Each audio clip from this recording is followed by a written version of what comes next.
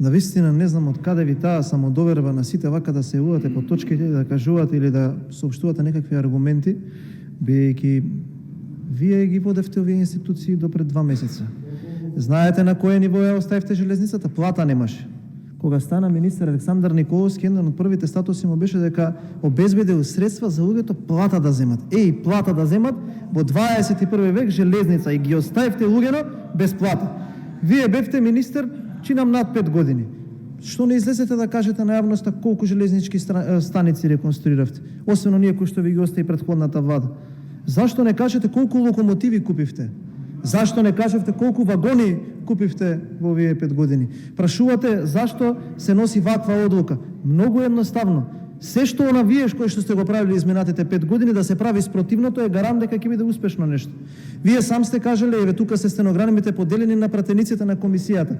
Почнала финансиската подршка од 6 милиони, стигнала до 25 милиони. Па зошто бе министер стигнала до 25 милиони евра финансиската подршка?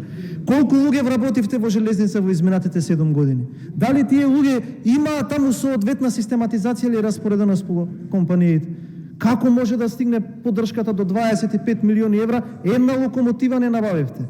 Знаете кое е вашето достигнување во железницата? Што од Скопје до Велес со 20 км на час се движеше возот. Колку реконструкција направивте или ги убрзавте оние железнички, кажавате колосеци, за да има брза железница или нормално да се одвива? Знаете кој беше најголемиот епохален успех на вашето министерување и раководење со железницата? Оној мостот што го реконструиравте, што не можеа да се обраќаат возови. Колку железнички линии кои што се сообраќаа во вашето министерување престанаа да возат по трасите?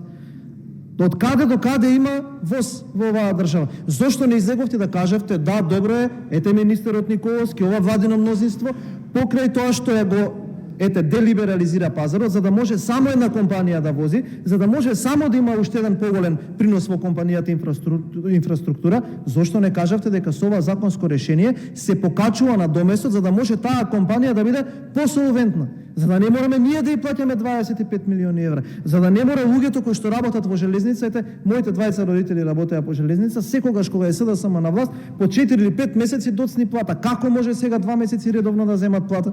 Значи можел. Така да немојте ве молам да навредувате интелигенција ниту на нас, ниту на граѓаните, ниту на железничарите, дека некој се грижал за железниците, дека не требало ова да се донесе. Па одете во железница и прашајте ги работниците дали вака требало или не требало. Па сепак таму има повеќе познавачи и од мене и од вас како таа компанија може да работи успешно. Имавте 7 години, ништо не покажавте, седете сега на резервна клупа и гледајте и учете како може едно претпријатие од загубар да се донесе во една нормална ситуација за да работи како што треба. Благодарам.